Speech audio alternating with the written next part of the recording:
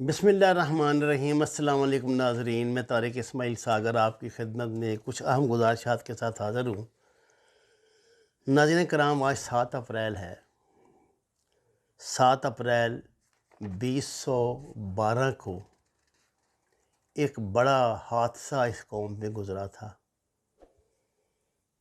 سیاچین کے گیاری سیکٹر میں ایولانچ آیا۔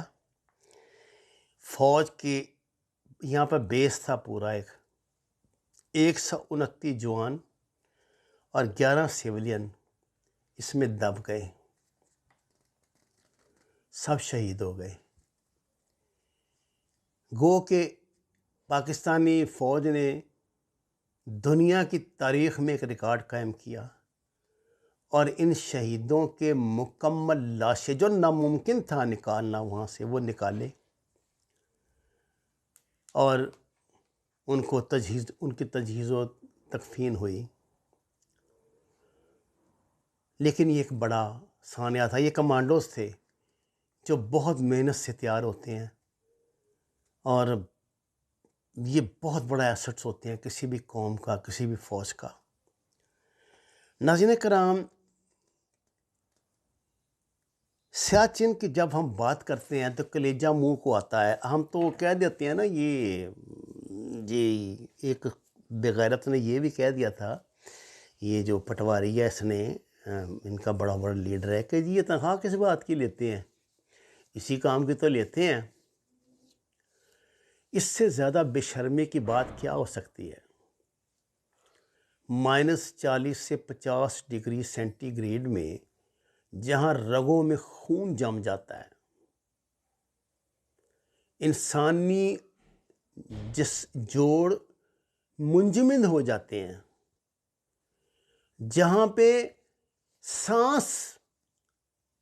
آپ کی سانس جو ہے، آپ کی جو سانس نکلتی ہے اس پہ برف جم جاتی ہے، جو آپ کے پھیپھڑے ناکارہ کر دیتی ہے، جس میں 6 فٹ کے 6.5 فٹ کے جوان صرف فنگس سے، پاؤں میں برف کی وجہ سے ہو جانے والی فنگس سے جن کے پاؤں کٹ گئے، جن کی ٹانگیں کٹ گئیں، جائیں ان ملٹری ہسپتالوں میں جہاں یہ زیر علاج ہیں، آپ کو پتہ لگے۔ اور یہ سلسلہ بھی ختم نہیں ہوا۔ انڈیا نے ایک خاموش اور صدیوں سے خاموش برفانی صحرا کو خام خواہ چھیڑ چھاڑ کی اور پاکستان کو تنگ کرنے کے لیے، پاکستان کے سر پہ بیٹھنے کے لیے وہاں پہ چوری اپنی فوجیں داخل کیں، وہاں پہ مورچے بنا لیے، سب کو مکمل تیاری کے ساتھ کی۔ پاکستان کے تو کبھی وہم گمان میں یہ بات نہیں تھی۔ جب پاکستان کو علم ہوا اور ہم نے وہاں پہ یہ جوابی کارروائی شروع کی، تو یہ انسانی تاریخ کا ناقابل بیان، ناقابل یقین کارنامہ تھا جو ہم نے وہاں انجام دیا۔ صرف بھارتی فوج سے مقبوضہ جو انہوں نے پوسٹیں بنائی ہوئی تھیں، جو پاکستان کی سالمیت کے لیے ایک مستقل عذاب بن جانی تھیں، وہ واپس لینا ہی اتنا بڑا کارنامہ ہے کہ جس کا آپ تصور نہیں کر سکتے۔ وہ تو تیاری کے ساتھ وہاں پہ بیٹھے ہوئے تھے، ان کے پاس تو وردیاں بھی تھیں، ان کے پاس تو وہ خیمے بھی تھے، ان کے پاس وہ سامان حرب و ضرب بھی تھا۔ ہمارے پاس کیا تھا سوائے جذبہ شہادت کے، سوائے ایک لگن کے، سوائے ایک کنوکشن کے، ایک کمٹمنٹ کے؟ کچھ بھی نہیں تھا پاکستانی فوج کے پاس۔ ان ہیلی کاپٹروں سے جو اس برفیلے علاقے میں پرواز بھی نہیں کر سکتے، ہم نے پرواز کی، سلنگز سے، رسوں سے باندھ کر نوجوان کپتانوں کو نامکمل، یعنی جو فوج کے کپڑے ہوتے ہیں گرم، وہ کوٹ پہنا ہوا ہے انہوں نے اور ہاتھ پہ دستانے چڑھائے ہوئے ہیں، اور وہ وہاں پر جا کے اترے ہیں۔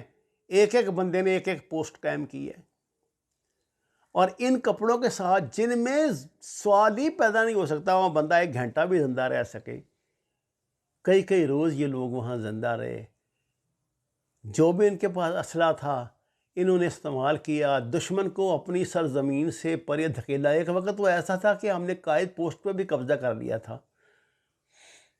لمبی کہانیاں ہیں، میں نے اے رائے حق کے شہیدوں میں یہ داستان بیان کی ہے۔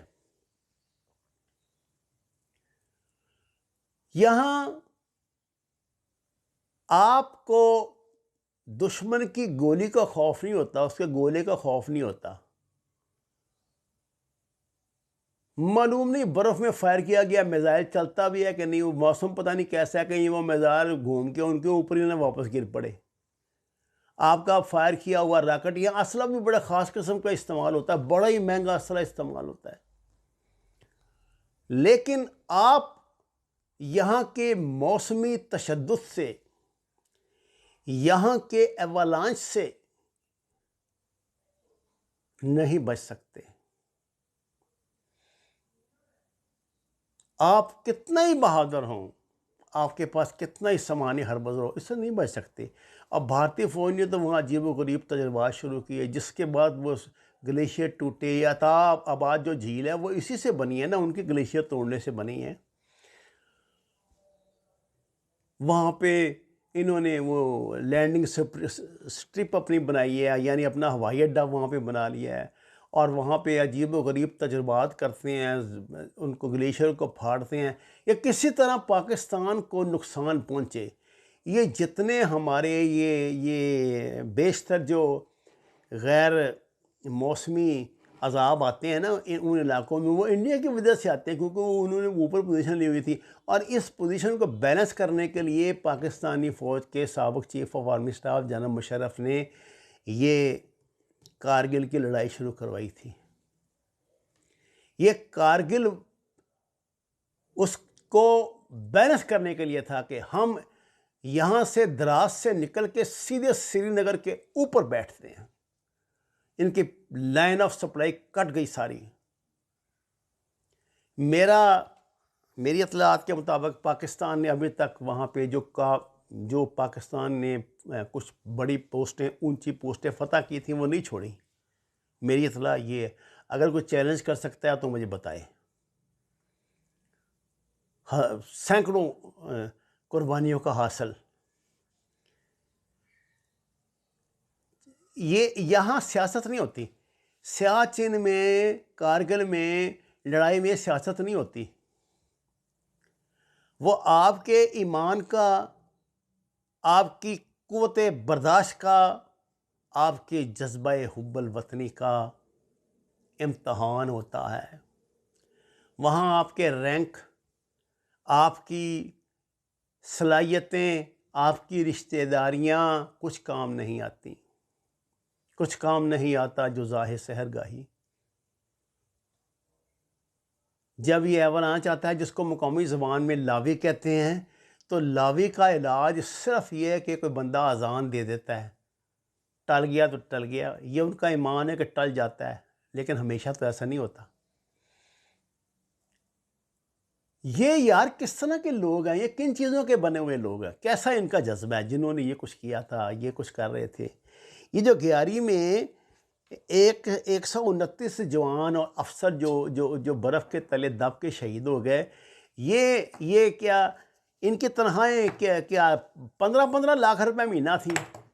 میرا خیال ہے مولانا فضل الرحمان کا ایک ہفتے کا، جب کشمیر کمیٹی کا چیئرمین تھا، روٹی کا خرچہ ان کے بڑے سے بڑے افسر کی تنخواہ سے بھی زیادہ ہوگا۔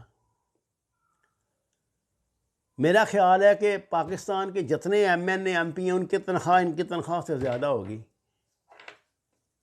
کوئی مر سکتا ہے وہاں جا کے؟ آپ جو منہ بھر بھر کے گالیاں دیتے ہیں ان کو، کبھی شرم آئی ہے؟ کبھی اپنے اندر جھانک کر دیکھا ہے کہ ہم کر کیا رہے ہیں، کیا رہے ہیں؟ ایک لمحے کے لیے یہ احساس ہوا ہے کہ کل کو خدا کو کیا جواب دو گے؟ سوچا کسی نے؟ نہیں۔ لیکن یاد رکھنا، یہ حساب ہوگا انشاءاللہ، دنیا میں ہی ہوگا۔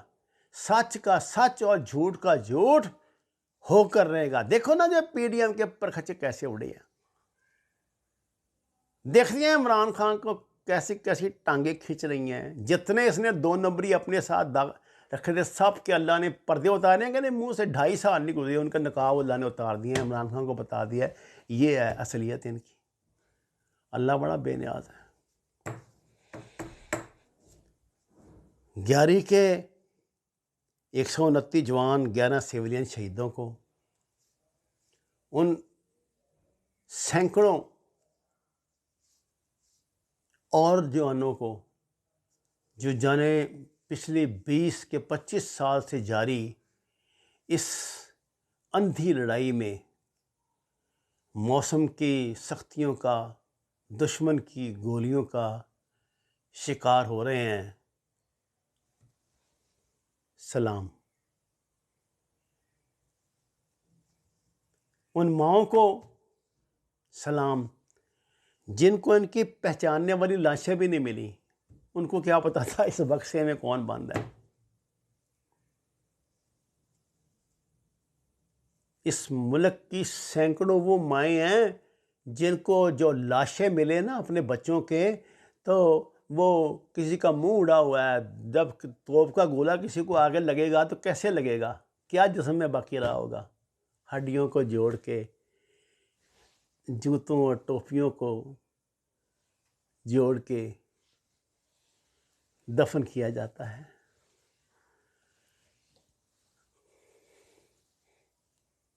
دل صاحب اولاد سے انصاف طلب ہے. وما علینا الا البلاغ المبین. ناظرین کرام، درخواست ہے قرآن اور نماز سے ہدایت حاصل کریں، بیماروں کے لیے دعا فرمائیں، ہمارے چینل کو سبسکرائب کریں، لائکس دیں، سچ کے سفر میں ہمارا ساتھ دیں. آپ کا بہت شکریہ.